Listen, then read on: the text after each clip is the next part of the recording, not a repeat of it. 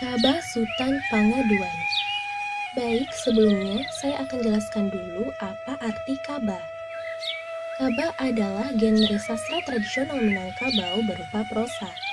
Kaba dapat dibacakan maupun didendangkan. Bentuknya berupa pantun lepas maupun pantun berkait yang disertai ungkapan pepatah petitih, mamangan, pameo, kiasan, dan sebagainya.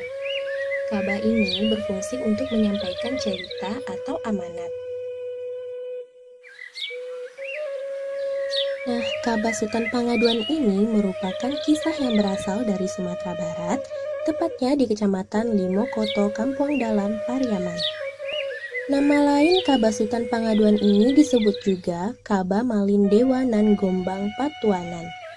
Kisah ini sudah lama berkembang di sepanjang pesisir Minangkabau dari Pariaman hingga ke pesisir selatan, yang mana pada zaman dahulu diceritakan secara turun-temurun melalui randai maupun kisah tukang rabab. Sutan Pangaduan ialah seorang putra mahkota dari seorang raja yang berkuasa di Kampung Dalam Pariaman. Beliau memiliki dua saudara tiri. Saudara tertuanya bernama Sutan Lembak Tua dan saudara bungsunya bernama Putih Sarimaka. Ibu Sutan Lembak Tua berasal dari kalangan biasa. Dan ibu Sutan Pangaduan ini yang bernama Putih Andam Dewi merupakan keturunan bangsawan. Sedangkan ibu Putih Sarimaka ialah seorang keturunan Arab. Ketika Sutan Pangaduan masih kecil, ayahnya pergi bersemayam ke Gunung Ledang. Pada saat itu, ibundanya Putih Andam Dewi diculik dan ditawan oleh Rajo Unggah Layang di sebuah bukit. Putih Andam Dewi ditawan karena menolak diperistri oleh Rajo Unggah Layang. Rajo Unggah Layang sendiri berkuasa di negeri Talua Singalai Tabang Papan. Nah, sejak saat itu, Sutan Pangaduan dipelihara dan dibesarkan oleh nenek dan kakak sepupunya yang dari pihak ibu, yang mana ia merupakan seorang pendekar di Kuala Pantai Cermin. Sultan Lembak Tua sendiri tetap tinggal di istana dan diangkat menjadi raja menggantikan ayahnya, karena usianya paling tua di antara dua anak laki-laki lainnya.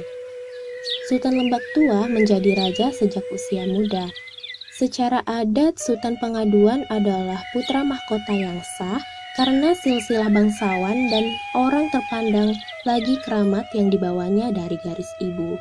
Tetapi ibunda dari Sultan Lembak Tua yang berhati jahat sangat berambisi untuk menjadikan anaknya sebagai seorang raja. Ia rela menghalalkan segala macam cara agar tujuannya itu tercapai. Saat usia Sutan Pangaduan beranjak 10 tahun, ia didatangi ayahnya yang bersemayam di Gunung Ledang secara batin. Ayahnya menugaskan Sutan Pangaduan untuk membebaskan ibunya dari tawanan dengan bantuan kakaknya Sutan Lembak Tua yang tinggal di istana. Sebelum berangkat, ayahnya berpesan supaya Sutan Pangaduan tidak lupa menambah ilmu terlebih dahulu dari neneknya, dari pihak ayah dan kemenakan perempuan ayahnya supaya dibekali dengan senjata keramat. Dalam perjalanan dari Kuala Pantai Cermin ke Kampung Dalam, Sultan Pangaduan yang lugu diperdaya oleh seorang penipu. Hanya karena tertangkap tangan sedang memetik setangkai kembang oleh sang penipu itu. Lalu penipu itu membual bahwa kembang yang dipetik oleh Sultan Pangaduan adalah kembang bunga larangan dan sebagai hukumannya ia didenda untuk menyerahkan baju bangsawan yang dipakainya.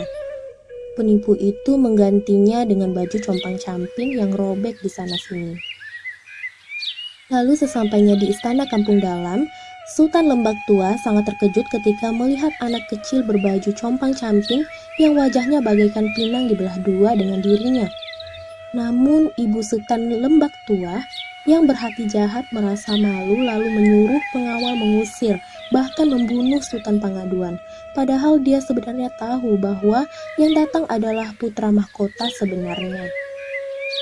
Nah, Sultan Pangaduan lalu mengutarakan maksudnya bahwa dia mendapat tugas dari ayahnya untuk membebaskan sang ibunda Putih Andam Dewi. Tentu saja ibu Sultan Lembak Tua ini tidak setuju dengan rencana itu, karena jelas akan menghalangi rencana-rencananya selama ini. Namun, Sultan Lembak Tua berhasil menggunakan hati ibunya dengan alasan bahwa dia juga mendapatkan pesan yang sama dari sang ayah yang bersemayam di Gunung Ledang. Lalu, sesampainya di bukit tempat Putih Andam Dewi ditawan, kedua kakak beradik ini berhasil diringkus oleh para musuh. Melihat keadaan yang di luar perkiraan, ayah Sultan Pengaduan mendatangi anak perempuannya Putih Sarimaka secara batin. Ia kemudian memerintahkan anak perempuannya itu untuk membebaskan istrinya Putri Andam Dewi dan kedua anak laki-lakinya yang sekarang jadi tawanan pula. Dalam penugasan itu, Putih Sarimaka dibantu oleh kemenakan sang ayah, yaitu anak dari saudara perempuannya. Namun sayang sekali, saat akan dibebaskan, Sultan Pengaduan kena pukau atau hipnotis oleh seorang gadis kecil yang sebenarnya adalah adik Raja Unggih Layang yang sedang menyamar. Dan saat setelah Ibu Sultan Pengaduan dibebaskan, mereka akhirnya kembali pulang ke daerah masing-masing.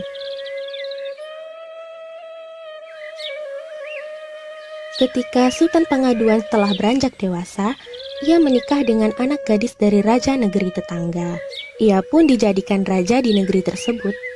Dan pada saat itu Ibunda Sultan Pengaduan kembali diculik atas tipu muslihat gadis kecil yang dulu diselamatkan di puncak bukit oleh Sultan Pengaduan. Serta selama ini ternyata gadis kecil itu telah meracuni Sultan Pengaduan sedikit demi sedikit sehingga kesaktiannya sudah agak berkurang. Lantas Sultan Pengaduan terjebak dalam konflik batin antara ingin menyelamatkan ibu kandungnya yang kembali ditawan atau meninggalkan istrinya yang sedang hamil muda. Nah, singkat kata, akhirnya Sultan Pengaduan kembali berusaha membebaskan ibundanya. Sultan Lembak Tua ikut serta pula karena ia bersikeras untuk membantu adiknya ini. Dan seperti yang telah diduga, Sultan Pengaduan dapat dilumpuhkan dengan mudah karena kesaktiannya telah jauh berkurang.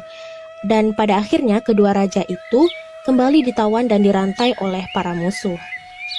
Kemudian pada suatu malam yang terang benderang oleh purnama dan pada waktu yang telah diperhitungkan, Sultan Pengaduan menghentakkan kakinya ke bumi sehingga timbullah suara menggelegar bagaikan petir di daerah sekitarnya.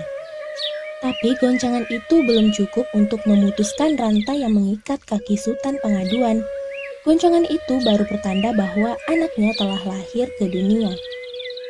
Nah, kisah Sultan Pengaduan ini memang sangat panjang, karena anaknya yang baru lahir itu kelak akan kembali menuntut balas untuk membebaskan sang ayah dan juga neneknya.